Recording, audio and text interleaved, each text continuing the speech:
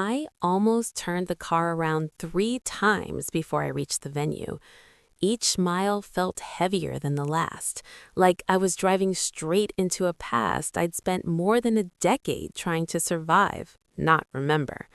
11 years is a long time to be gone from a family, long enough to build a new life, a new name for yourself in other people's mouths, long enough to convince yourself that the old wounds have finally scarred over.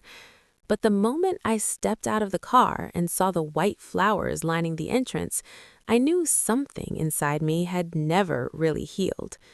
The first words spoken to me weren't welcome. They weren't even polite.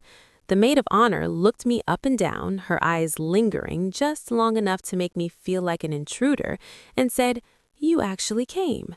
No hello, no smile, just disbelief edged with judgment. Another bridesmaid leaned in and muttered something under her breath, and they both smirked like they shared a joke I wasn't supposed to hear. Behind me, someone whispered, "That's the sister who ran away, right?" I hadn't even reached the door yet, and already I was reduced to a rumor. My name is Hannah Lewis. I'm 28 years old, and when I was 17, my family decided I was disposable. Back then, my father owned a small business. It wasn't glamorous, but it paid the bills and gave him a sense of pride that filled our house. I was a quiet kid, good with numbers, eager to help. After school, I'd sit in the office doing spreadsheets, answering emails, organizing schedules. I thought I was contributing, proving I mattered. Then the business collapsed. Almost overnight, everything fell apart. Clients disappeared, bills piled up, and panic took over our home. And somehow, in the middle of all that chaos, my father decided it was my fault.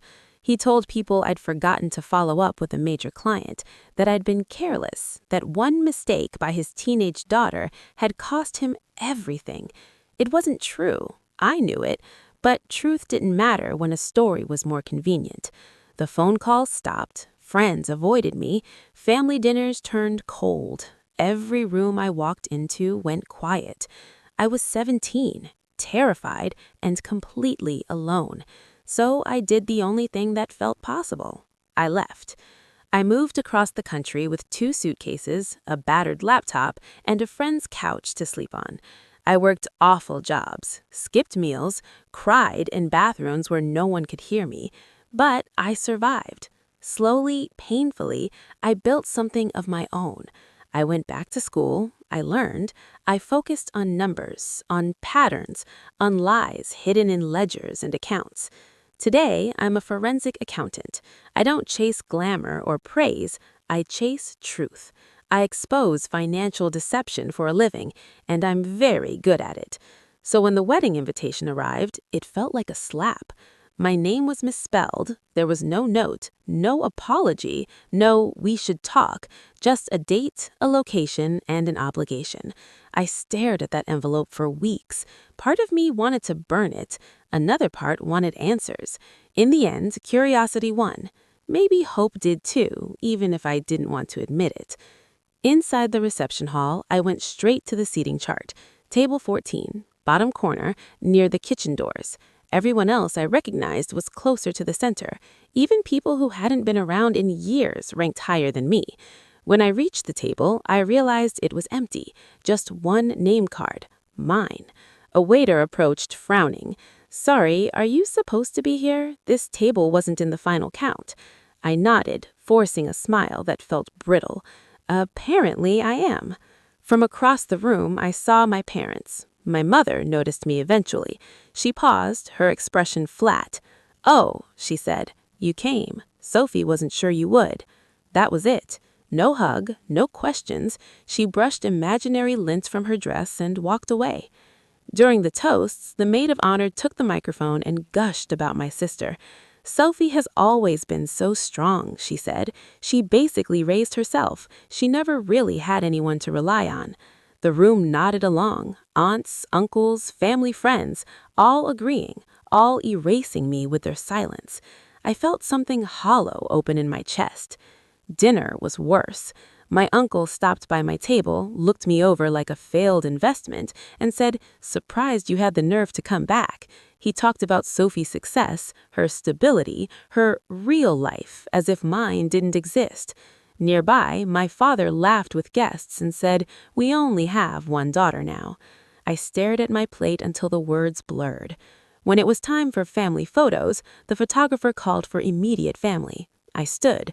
My father stepped in front of me and raised his hand. "We're good," he said. The flash went off. They smiled without me, as if I never existed. Then came the moment that broke something open. Sophie stood with her father, microphone in hand, tears carefully placed. She thanked her parents for supporting her through the hard time when the business failed and Hannah left. She talked about how painful it was when I stopped helping. The room applauded. I felt physically sick. The lie, repeated for over a decade, had just been sealed in public. Later, Sophie approached my table with an envelope. Her smile didn't reach her eyes. "I wanted to ask you something," she said sweetly. Inside were legal documents, liability releases tied to my name from when I was a minor. She wanted me to sign them. "Think of it as your wedding gift," she said. In that moment, everything clicked. They hadn't invited me out of love. They'd invited me to clean up their mess. I told her I'd have someone review the papers. Her smile vanished. "Still selfish," she muttered. I went to the bathroom, locked myself in a stall, and texted my lawyer friend. He'd already sent the files. Because I hadn't come unprepared. The invitation felt wrong from the start, so I'd started digging months ago. Tax filings, bank records, insurance claims. And what I found changed everything. It wasn't me. It never had been. The withdrawals started months before the collapse, thousands at a time, all accessed through one login, Sophie's. She'd been 19, managing the office accounts. The money went into an account in her name, $60,000, and my father knew. He filed an insurance claim blaming employee error and let that employee be me. I returned to the reception with a folder in my hands. When Sophie raised her glass to toast the daughter who stayed, I stepped forward. I laid the folder on the table and told the truth, calmly, clearly, with proof. The room went silent. My father looked trapped. Sophie cried. My mother stared. There were gasps when I revealed the emails, the records, the confession my father had written years ago and buried. Someone tried to defend them. I shut it down. "I was a child," I said. "I didn't abandon anyone. I was sacrificed." I congratulated Sophie, wished her honesty, and walked away. Outside, the air felt lighter. I sat in my car, shaking, not from fear, but from relief. For the first time in 11 years, the shame wasn't mine to carry. I drove away knowing something important. I never needed their approval. I only needed the truth. And finally, I had it.